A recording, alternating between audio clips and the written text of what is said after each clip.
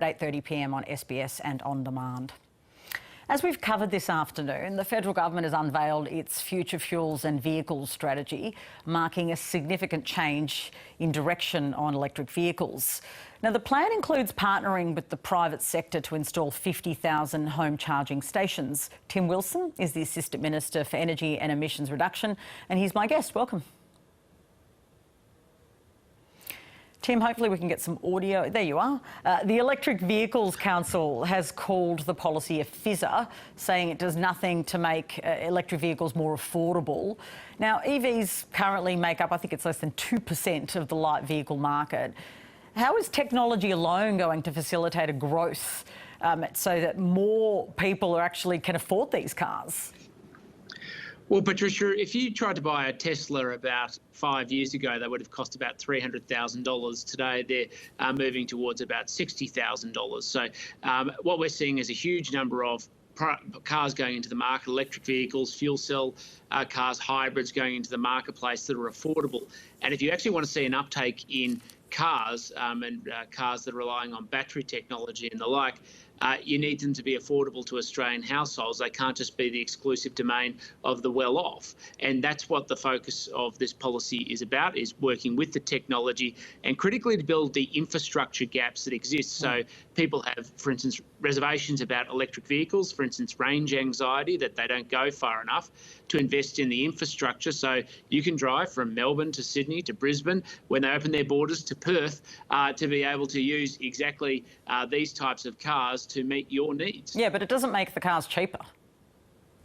Well, the cars are set by the market and the price, and we want but the government can set, all sorts of policies around that in terms of importation, taxation. I mean, there are so many levers available to government to actually drive down the price. That's not in the announcement today. Well, our focus on driving prices down is by making sure the incentive is there for businesses to deliver cars that Australians can afford, not merely to give tax cuts to the well-off. And that's the reality of the policy proposals that are often put out there, which would cut the cost of cars for those who are well-off but do nothing for the average punter. We want to make sure that the future vehicles, as part of the future fuel strategy of Australia, is available to everybody, not just to well-off Australians who, of course, have a right to be able to put their money on the table and be able to buy cars of the future, but we want every Australian to have that opportunity. When the government said at the last election campaign that it was a war on the weekend in relation to electric vehicles, that was an exaggeration and wrong. Do you agree that that was an exaggeration about what would happen if more electric vehicles were taken up? Well, I think that's not the spirit of the comment at the time. The spirit of the comment at the time is if you deliberately shut down pathways for people to buy cars that they can afford, or shut down pathways where people can use cars that they enjoy presently, then you're going to have a problem down the road. And that wasn't the context. I watched that election campaign, every press conference, every interview. There was a deliberate attempt to really talk down electric vehicles more broadly and Labor's policies to try and incentivise them. Was the rhetoric, that's the question to you, overblown and inaccurate? Prime Minister saying that, you can't tow a boat or a trailer. I mean, that was wrong, right? Well, at the time, the technology at the time, there were severe limits on what electric cars and other types of, hydrogen fuel cell cars could deliver. Technology, the basis of our policy and the basis of our approach to cutting greenhouse gas emissions, has transcended that in a very short period of time. And I used the fundamental numbers we had around purchasing an electric vehicle only a few years ago to see how rapidly the technology is changing, and we move with the technology and embrace it, and we want Australians to embrace it, because what this policy does is provide a pathway for Australian households and businesses to be part of Australia's climate solution towards carbon neutrality by 2050. Yeah, but with respect, since 3 years ago, there hasn't been a radical change to the technology in the last 3 years. Sorry, there has been, Patricia. That's just false. Not according to the industry. They say that this was all available to you, just didn't want to take it up at the time. It was just very, very expensive at the time, and that's the critical difference. The price of these vehicles, the availability of these vehicles. But the technology was ready. You just didn't want to invest in this at the time, and it became a really political issue. You've changed your mind. No, I'm sorry, Patricia, that's not right.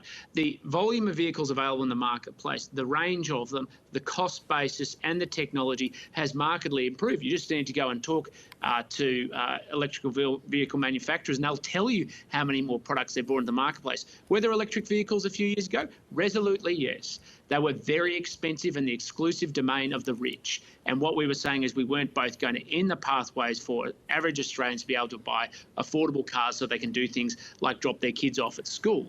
But we also weren't going to give tax breaks exclusively to the rich, because what we want to do is democratise the pathways, not just for Australians to be part of the solution to getting to carbon neutrality, but also so they can be part of the solution for buying electric vehicles, hydrogen fuel cell vehicles and the like. There's no doubt that poorer people can't afford these cars.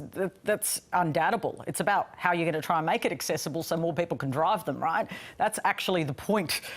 Isn't that the job of government, to try and, if you think these are the right vehicles to have on the roads because they're going to lower emissions, to try and make it easier for more people to buy them? And that's precisely why we're installing tens of thousands of charging points and other types of infrastructure that people need so that they can use them and address their concerns. So confidence in electric vehicles increases over time. Hydrogen fuel cell vehicles increases over time. Today, the Prime Minister, myself, Angus Taylor, Katie Allen, the member for Higgins, were down at the Toyota plant in Altona in Victoria, looking at a new hydrogen fuel cell vehicle and the potential that it can drive up to 600 kilometres. And that sort of technology, frankly, wasn't commercially available only a few years ago. The government says this plan is powering choice, yet in consultation, some feedback called for subsidies and tax concessions to make EVs a more realistic choice. Are these things that you think need to still be on the table for future announcements?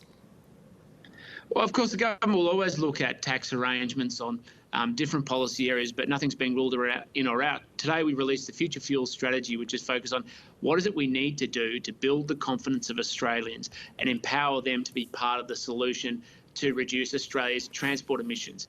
Australia's emissions have gone down 20% since 2005, and transport emissions make up 20% of Australia's total emissions. So it's a critical part of the solution if we want to get to a carbon neutral future by 2050. And it's about actually empowering people to be part of that journey, because it's often one of the core sources of households' emissions. And of course, critically for businesses, those relying on freight, where we need investment in heavy vehicle infrastructure and freight infrastructure, particularly using technologies like hydrogen fuel cells to be able to be part of that journey too. The plan includes a pledge to partner with the private sector to install these 50,000 home charging stations. How do you decide where they'll go?